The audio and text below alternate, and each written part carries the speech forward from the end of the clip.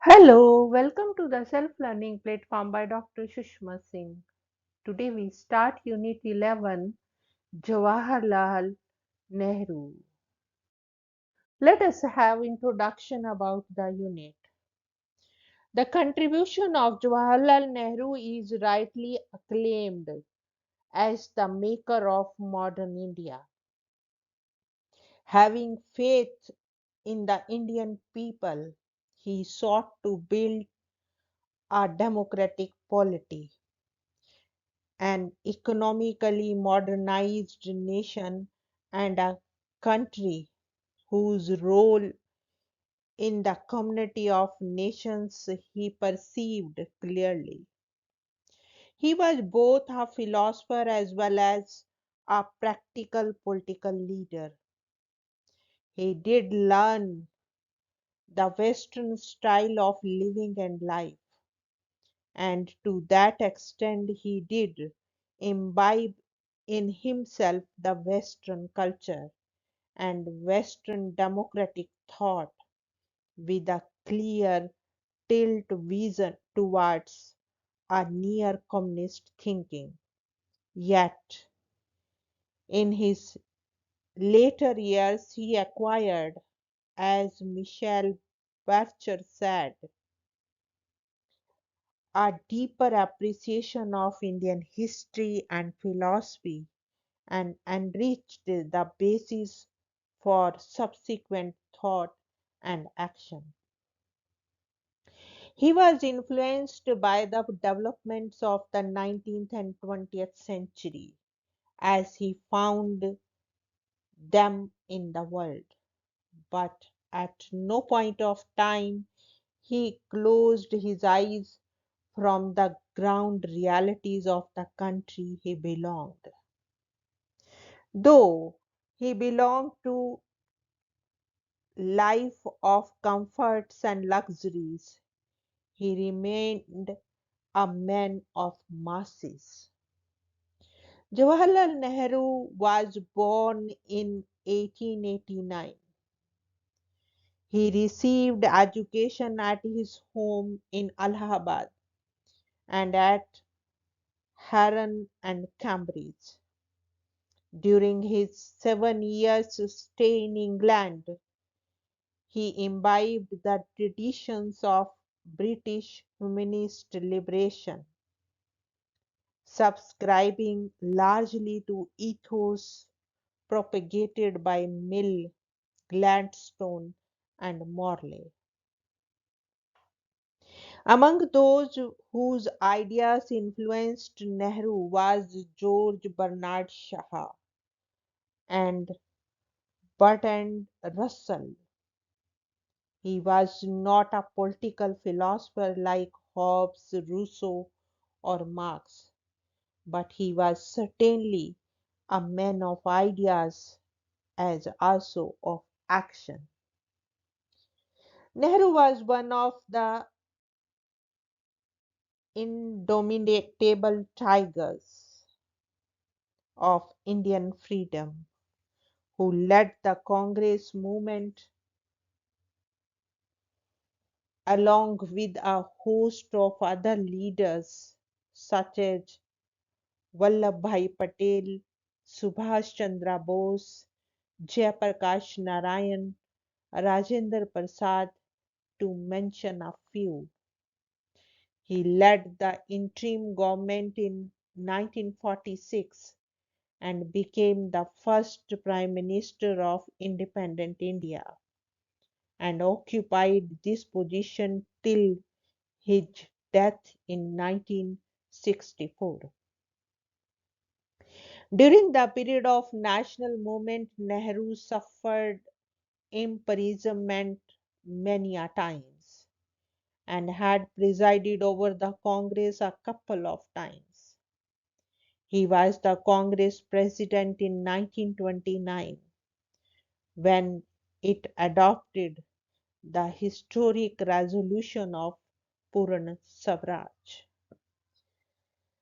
Nehru authored glimpses of world history, autobiography, and the discovery of India.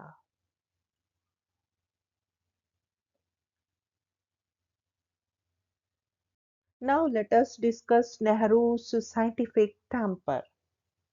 Nehru was basically a scientist in his approach. In fact, he was the first amongst the nationalist leaders who did recognize the importance of science and technology for modernization of the Indian society.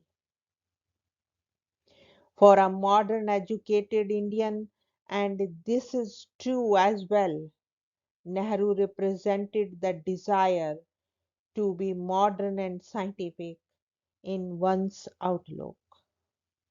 To Nehru, science constituted the very essence of life, without which he would say the modern world would have found it difficult to survive.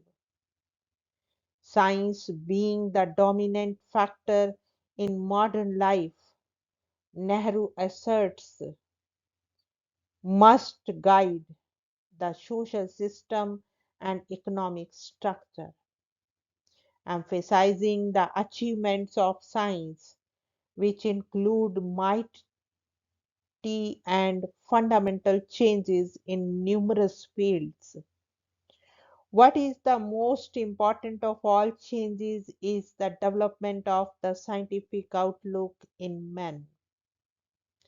Together with the scientific method, the new outlook of men along could offer to mankind hope and expectations of a good life and an ending of the agony of the world. Nehru argued he was aware of the difficulties inherited in nurturing science and technology in a society where thought processes were governed by traditional modes. He was never tired of speaking about the scientific temper or fighting irrationality. Addressing the Indian Science Congress in late 30s, Nehru stated, politics led me to economics and this led me inevitably to science and the scientific approach to all our problems and to life itself. It was science alone that could solve these problems of hunger and poverty, of insanitation and literacy, of superstition and deadening custom and traditions, of vast resources running to waste, of a rich country inhabited by starving people. Like his father, Nehru was an agonistic. Nehru had never been able to absorb the religious devotedness of his mother. In spite of his over 30 years contact with Gandhiji, whose prophetic personality impressed everyone, Nehru continued and, in fact, remained agnostic. He was not a dogmatic or militant atheist, but he was not a spiritualist either.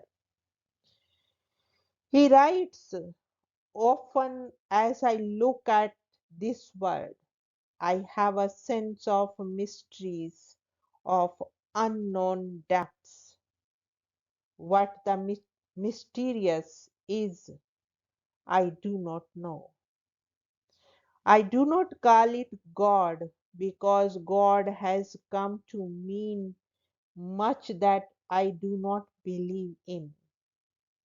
But what he could call spiritual, the term that he used often, was nothing but one that we subscribe to moral or ethical, and Nehru was only in that narrow sense, religious, religious in the framework of science. Science was Nehru's mantra, science as the way of observation and precise knowledge and deliberate reasoning. Now, the next point is science and religion. Nehru's scientific temper did not permit him to be dogmatic. He had therefore no attraction for any religion, for he saw nothing more than superstitious and dogmatism in the religion, in any religion. Behind every religion, Nehru argued, lay a method of approach which was wholly unscientific.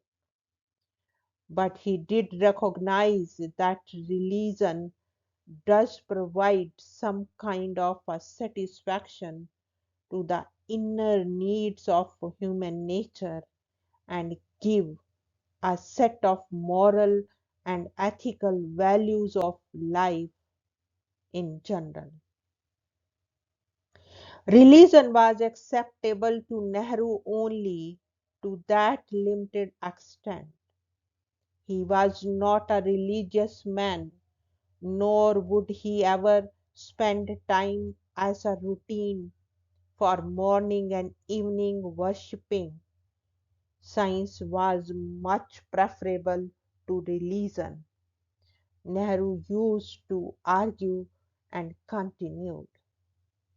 As Nehru had scientific temper, it was natural that he would be a secularist.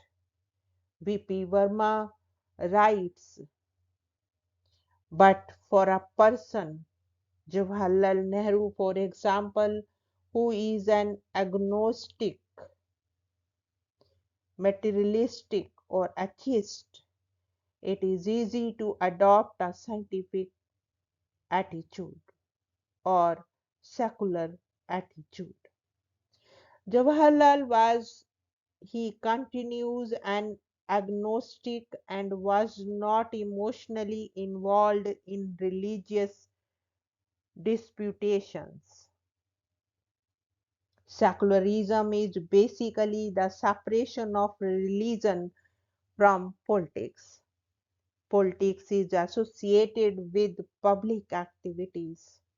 Religion is an individual affair, giving everyone the right to practice one's own religion. Referring to the concept of secularism, Nehru says, some people think that it means something opposed to religion. That obviously is not correct. What it means is that it is a state which honors all faiths equally and gives them equal opportunities.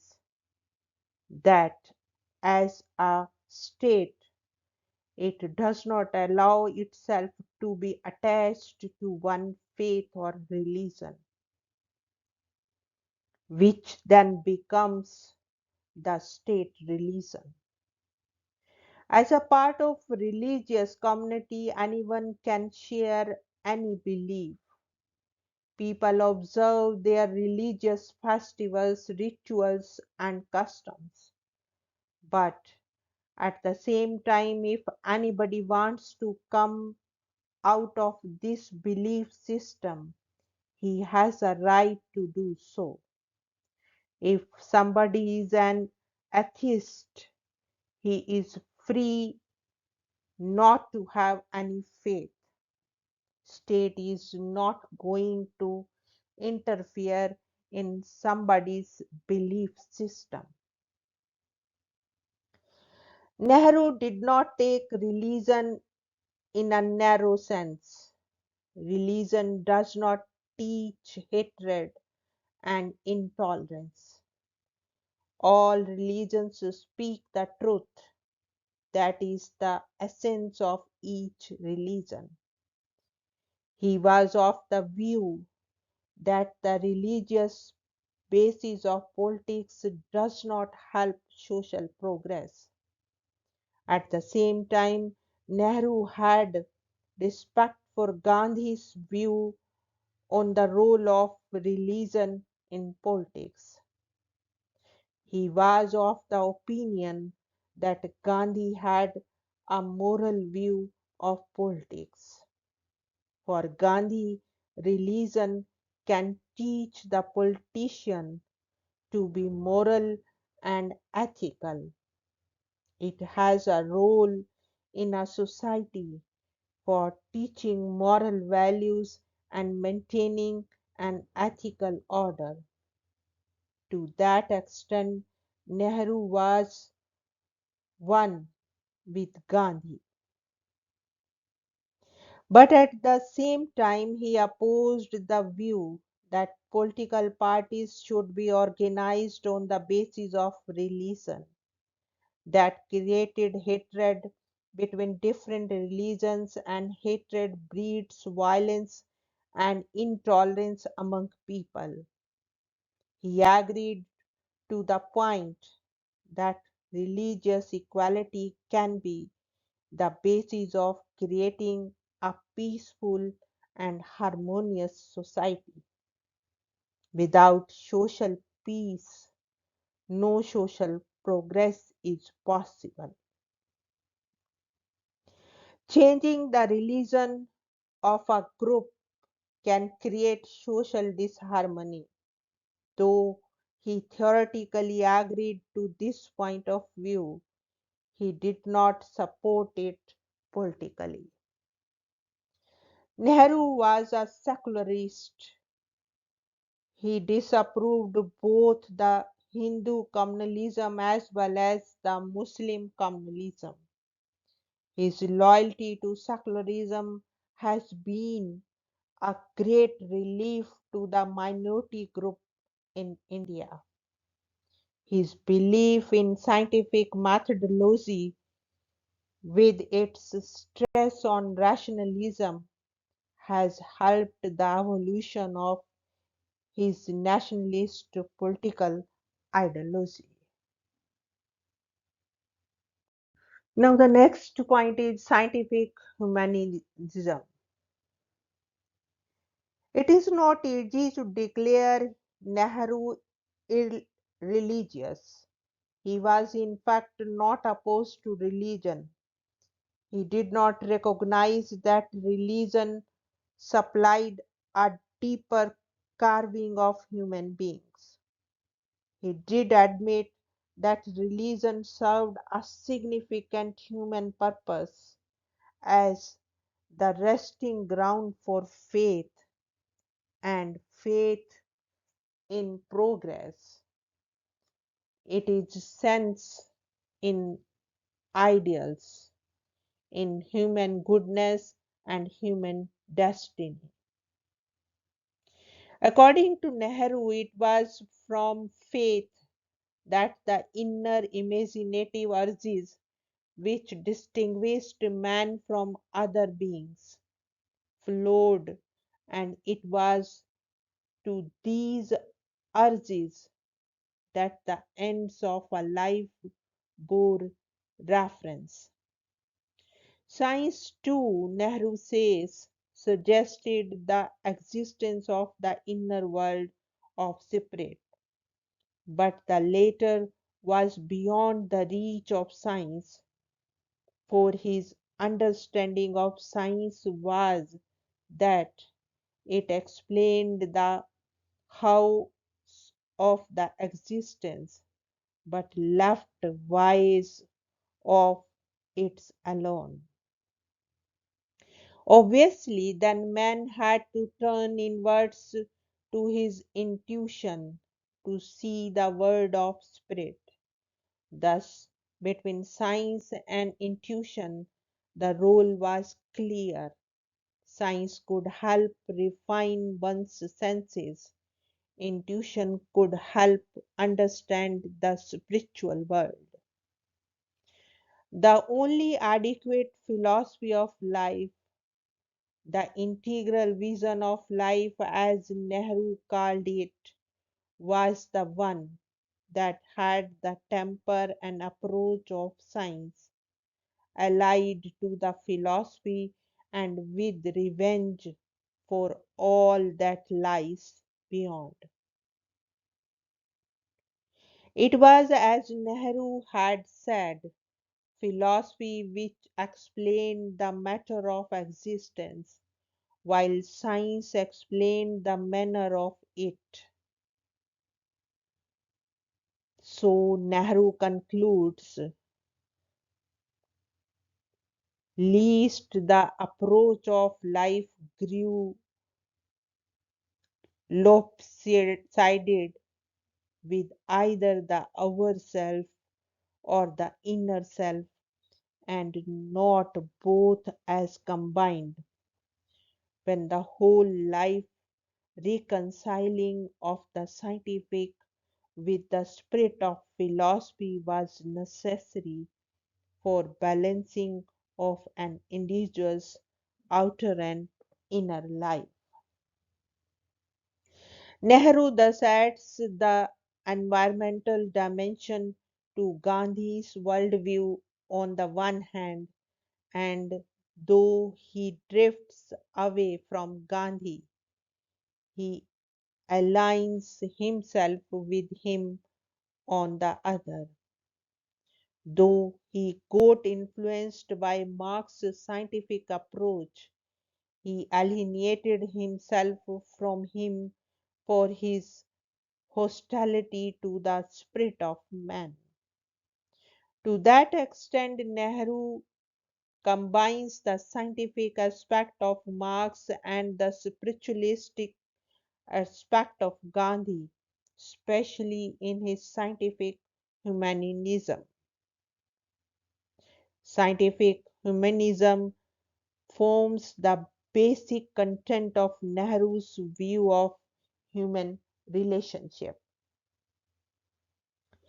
Nehru's scientific humanism had the combination of scientific dimension as well as the spiritual dimension.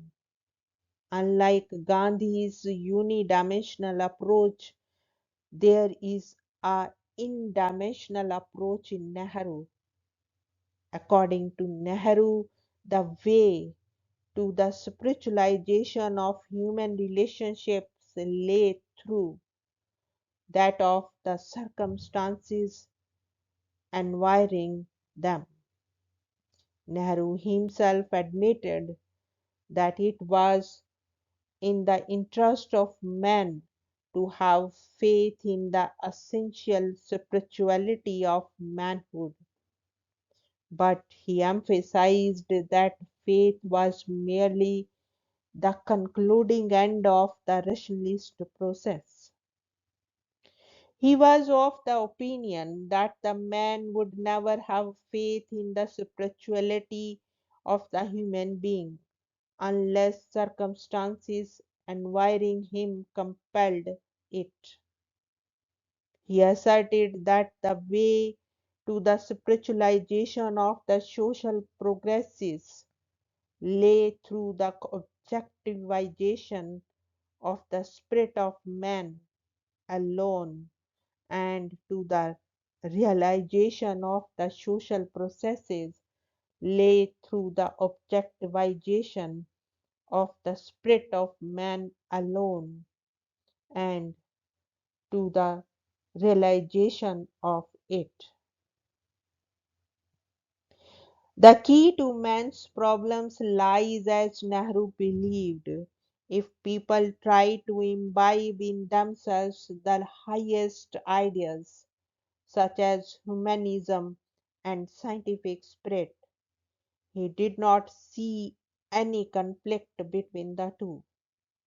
There is a growing synthesis between humanism and scientific spirit, resulting in the kind of scientific humanism He writes the modern mind, that is to say, the better type of the modern type, is practical and pragmatic, ethical and social, altruistic and humanitarian. It is governed by a practical idealism for social betterment. It has discarded to a long extent the philosophic approach of the ancients, their search for ultimate reality, as well as the devotionalism and mysticism of the medieval period. Humanity is its God, and social service its religion. Endowed with a scientific and rational temper, Nehru always looked upon science as an effective means for the liberation of man. Here we want to wind up this lecture and thank you so much for your attention.